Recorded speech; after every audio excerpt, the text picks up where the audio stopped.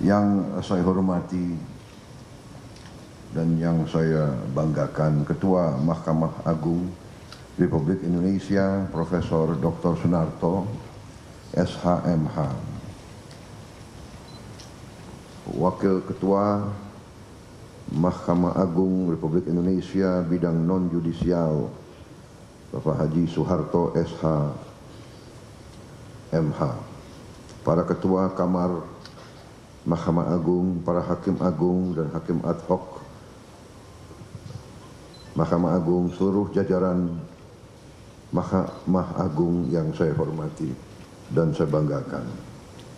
Ketua Dewan Perwakilan Daerah Republik Indonesia, Saudara Sultan Bakhtiar Najamuddin, Ketua Mahkamah Konstitusi Republik Indonesia, Dr. Suhartoyo, Ketua Komisi Yudisial RI, Profesor Amzulian Rifai, Ketua BPK RI, Saudari Isma Yatun, Menteri Hukum, Saudara Supratman Andi Aptas, Menteri Sekretaris Negara, Saudara Prasetyo Hadi, Sekretaris Kabinet Republik Indonesia, Saudara Teddy Indra Wijaya, Kapolri, Kepala Kepolisian Negara Republik Indonesia, Jenderal Polisi Listio Sigit Prabowo, Panglima TNI, Jenderal TNI Agus Subianto, Wakil Menteri Koordinator Politik Keamanan, Letnan Jenderal TNI Purnawirawan Ludwig Friedrich Paulus. Yang saya hormati para hakim, para undangan, rekan-rekan pers semuanya, dan terutama para wisudawan dan wisudawati yang saya banggakan. Pertama-tama tentunya sebagai insan yang bertakwa, marilah kita tidak henti-hentinya memanjatkan puji syukur kehadirat Tuhan Maha Kuasa Maha Besar yang memiliki sekalian alam,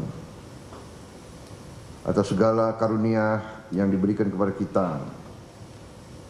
Kita masih diberi kesehatan sehingga kita dapat berkumpul di tempat yang sangat terhormat ini, yaitu di Mahkamah Agung Republik Indonesia, pada acara pengukuhan 1451 hakim. Ini adalah suatu kehormatan besar bagi saya. Terima kasih atas undangan ini. Saya merasa penting dan saya merasa perlu untuk hadir di setiap acara yang diselenggarakan oleh setiap lembaga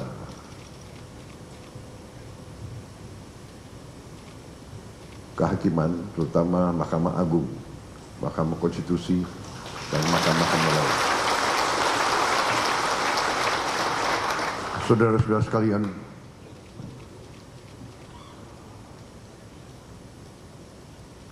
kita semua sedang berada dalam suatu usaha besar, yaitu kita sedang melaksanakan pembangunan negara. Pembangunan sebuah negara adalah perjalanan panjang, ratusan tahun. Pembangunan suatu negara, suatu bangsa itu ternyata membutuhkan suatu elemen-elemen keberhasilan. Negara itu banyak. Kalau tidak salah sekarang sudah mendekati 200 negara di dunia ini. Ada negara yang hanya 200.000 orang punya negara, pulau-pulau kecil. Ada negara yang 1 juta orang punya negara. tidak banyak negara seperti kita. Hampir 300 juta, 285 juta orang hari ini. Tiap tahun naik hampir 5 juta. Tidak banyak negara seperti kita. Dan apalagi negara seperti kita itu negara yang terdiri dari ratusan kelompok etnis, agama-agama besar, ras-ras yang berbeda, bahasa-bahasa daerah, budaya yang berbeda-beda. Saudara-saudara, kita sadar dari kita belajar sejarah bahwa tidak semua negara itu berhasil. Negara itu dalam sejarah manusia tergolong dua golongan besar. Negara berhasil dan negara gagal. The failed state and a successful state. Negara yang berhasil dan negara yang gagal. Failed state. Sebuah negara yang gagal adalah negara yang tadi tidak bisa memenuhi apa yang kita tentukan, pendiri-pendiri bangsa kita tentukan sebagai tujuan-tujuan nasional. Melindungi, memajukan kesejahteraan umum, mencerdaskan kehidupan bangsa, menjaga ketertiban dunia. Kita tentukan, tapi ini tujuan nasional banyak negara. Yang pertama adalah selalu melindungi, to protect the people, to protect the territory. Saudara-saudara sekalian, unsur keberhasilan suatu negara dari kita belajar sejarah, unsur yang sangat penting adalah terdapatnya suatu sistem hukum yang menjamin keadilan bagi seluruh rakyatnya. Ini syarat negara berhasil. Negara yang tidak bisa memiliki sistem hukum yang menjamin keadilan, itu negara biasanya gagal. Sebuah negara akan mengalami tantangan, bisa saya katakan ancaman, apalagi negara yang kaya, negara yang memiliki kekayaan dan sumber alam. Kekayaan dan sumber alam itu menjadi rebutan oleh bangsa-bangsa lain. Karena apa? Karena manusia itu hidup untuk survive. Untuk hidup, manusia itu sering akan melakukan apa saja untuk survive. Bangsa yang tidak punya air, dia akan merebut air. Dia akan perang. Kita lihat India Pakistan sekarang. India mengatakan akan menghentikan beberapa sungai. Pakistan mengatakan kalau perlu saya perang nuklir. Daripada saya mati pelan-pelan, tidak minum, tidak bisa tanam makanan, saya sekalian aja kita sama-sama mati. Ini survive. Untuk makan demikian. Bangsa yang tidak punya lahan subur akan merebut lahan subur. Demikian mineral yang berharga. Demikian energi yang berharga. Bangsa yang tidak punya akan merebut. Bangsa yang punya, negara yang punya sering digerogoti. Jadi negara yang tidak memiliki sistem hukum yang mampu memberi keadilan biasanya tidak stabil, biasanya akan terjadi huru-hara bahkan perang saudara. Ini pelajaran. Jadi demikian pentingnya yudikatif. Makanya negara modern dari ratusan tahun dikatakan terdiri dari 3 unsur, trias politika: eksekutif, legislatif, yudikatif. Tidak bisa eksekutif hebat, legislatif tidak bagus, yudikatif tidak bagus. It cannot be done. Tidak bisa. Ini sejarah ribuan tahun, saudara-saudara. Jadi sekarang saya mandataris, saya dipilih rakyat, saya sekarang memimpin eksekutif, saya sekarang bertanggung jawab. Saya sadar kalau saya tidak didukung oleh yudikatif yang hebat, yang kuat, yang berintegritas, sangat sulit untuk saya melaksanakan tugas saya untuk rakyat. Jadi saudara-saudara, saya terima kasih sama Ketua Mahkamah Agung. Saya ini kalau tidak salah dalam 6 bulan saya sudah 2 kali diundang ke sini. Ya, terima kasih. Dan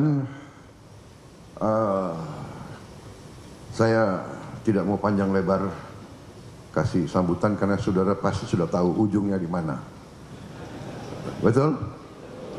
Ini pidato ini bagus banget ini.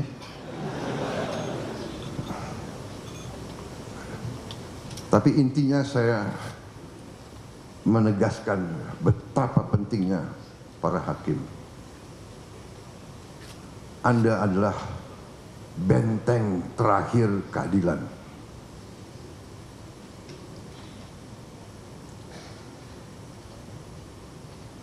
Orang miskin, orang kecil hanya bisa berharap kepada hakim-hakim yang adil.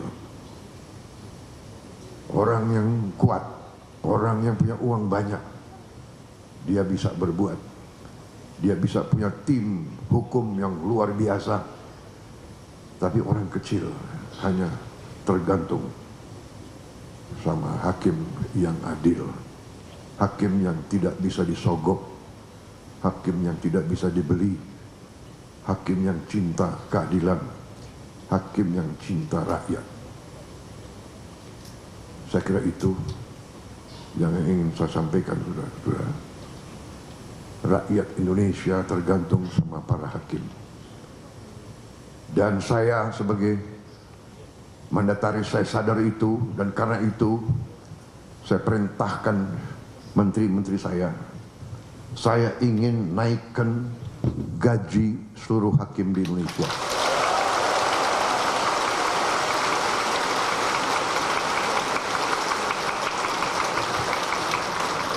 Cari uangnya. Enaknya jadi presiden itu tinggal perintah-perintah. Yang pusing menteri-menteri, terutama menteri keuangan. Saya minta dinaikkan. Datang ke saya, segini Pak, kurang.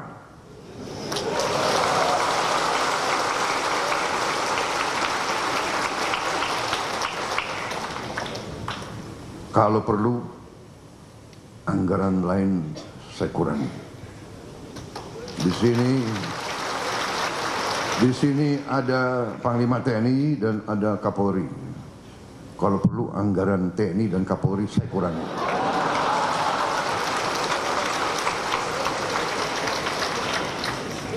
Percuma kita punya polisi yang hebat, tentara yang hebat. Si koruptor, si maling, si bajingan itu begitu ke pengadilan lolos. Kasihan ini anak buahmu Kapolri. Jadi kita butuh hakim-hakim yang benar-benar tidak bisa digoyahkan, tidak bisa dibeli.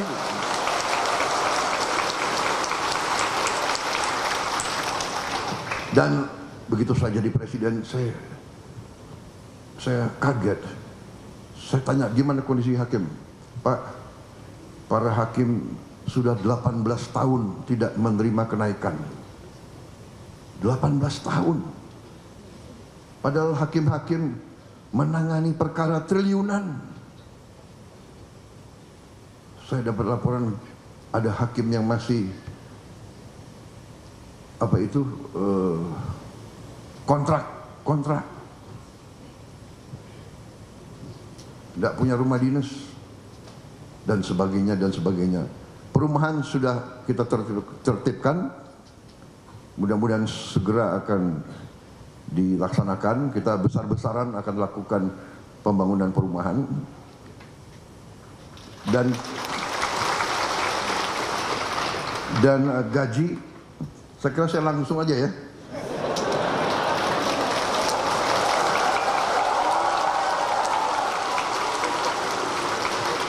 Sebetulnya masalah gaji itu adalah paragraf kelima. Jadi masih ada 1, 2, 3, 4 paragraf lagi. Tapi udahlah, aku langsung aja deh.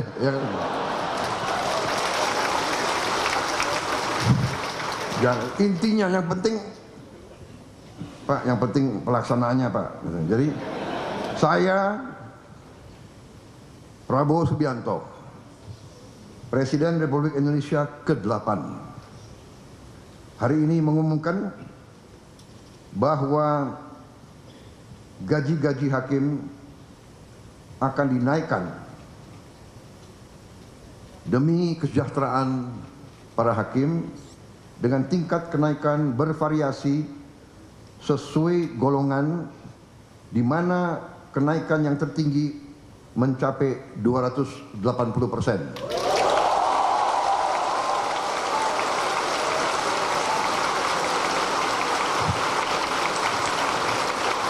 Dan golongan yang naik tertinggi adalah golongan yang paling junior, paling bawah.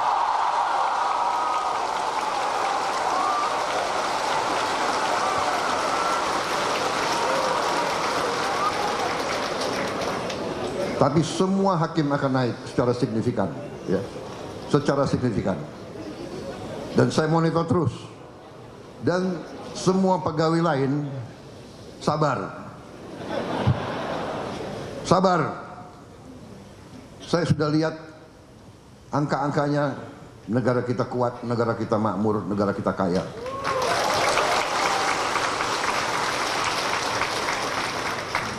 Yang penting kekayaan itu harus kita jaga, harus kita kelola sebesar-besarnya untuk kepentingan rakyat Indonesia semuanya.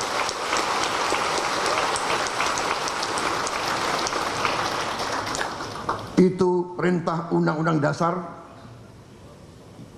dan Undang-Undang Dasar adalah sumber hukum kita yang tertinggi. Benar, Pak Ketua? Ya, saya benar. Saya itu kalau masalah ilmu, saya cari yang menguasai ilmu paling tinggi. Kalau ilmu hukum, ya hakim-hakim agung. Jadi kalau hakim-hakim agung sudah membenarkan, sudah ada fatwa, saya nggak ragu-ragu. Jadi Presiden disumpah untuk melaksanakan Undang-Undang Dasar Negara Republik Indonesia. Pak Ketua, benar kan? Kemudian Presiden juga disumpah untuk menjalankan segala perundang-undangan yang berlaku di Republik Indonesia. Benar? Saya tidak ragu-ragu, saya akan jalankan segala perundang-undangan di Indonesia.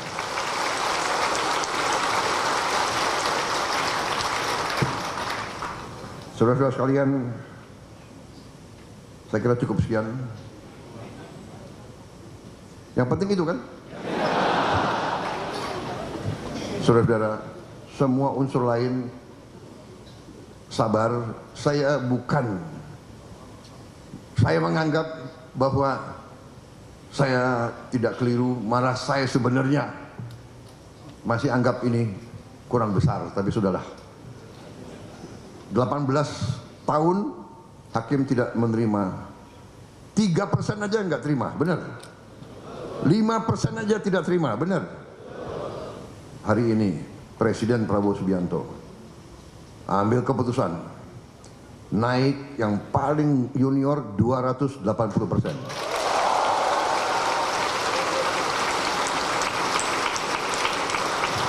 Dan itu tidak memanjakan. Itu tidak memanjakan.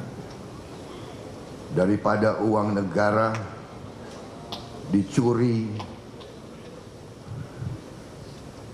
oleh makhluk-makhluk yang nggak jelas itu. Berkali-kali saya kasih peringatan ya. Tapi mungkin orang Indonesia itu kalau dikasih peringatan itu masih nggak mempan. Tapi sebentar lagi dengan hakim-hakim yang kuat kita tegakkan hukum. Tegakkan hukum.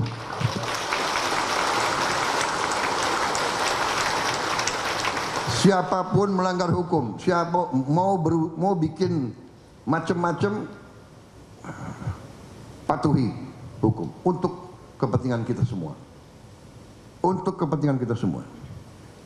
Saya menjaga supaya orang tidak dipermalukan, tapi saya lihat banyak sekali mereka dikasih tanggung jawab oleh negara, menipu negara, bohong kepada atasan, mencuri uang rakyat, menganggap seenaknya. Tapi jangan khawatir, dengan yudikatif yang kuat, dengan penegak hukum yang kuat, saya percaya polisi akan bekerja dengan sebaik-baiknya.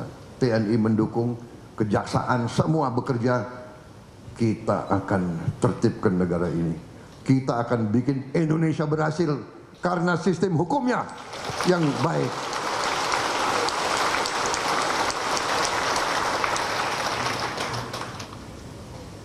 Yang lain normatif, menjaga marwah, profesionalisme, bla bla bla. Wassalamualaikum warahmatullahi wabarakatuh.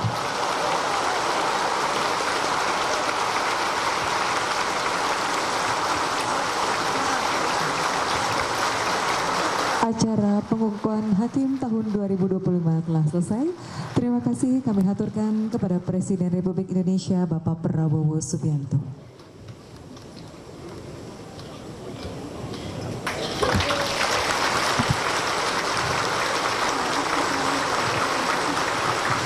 Sekali lagi terima kasih kami haturkan kepada Presiden Republik Indonesia Bapak Prabowo Subianto yang telah berkenan hadir pada acara pengukuhan hakim tahun 2025 cerdas dan berintegritas.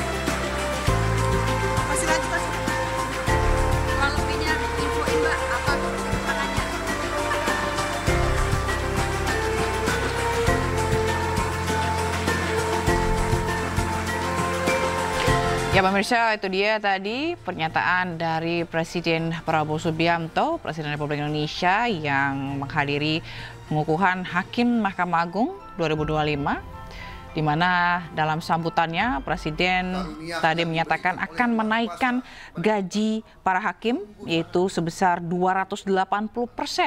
Di mana tadi juga Presiden Prabowo menyinggung mengenai 18 tahun selama 18 tahun hakim tidak mengalami kenaikan, dan kali ini di bawah kepemimpinannya gaji hakim dinaikkan sebesar 280% dan sesuai dengan golongan tentunya.